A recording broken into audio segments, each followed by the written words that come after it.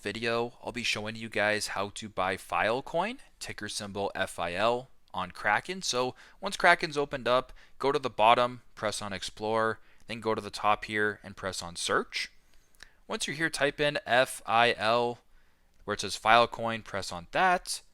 To proceed, go to the bottom, press on Buy Filecoin, and type in the amount of Filecoin you're wanting to purchase. So for example, if you wanted to purchase 1250 of Filecoin, you'll type in 1250, then press on the purple arrow on the right. Once you're here, you can review the amount of Filecoin you're purchasing, the price of it, the fee, the total. If all looks good, go to the bottom, press on confirm, and then proceed with the next steps that way. So very simple, very straightforward. This is how to buy Filecoin on Kraken. Thanks again for watching, and I hope this video helps.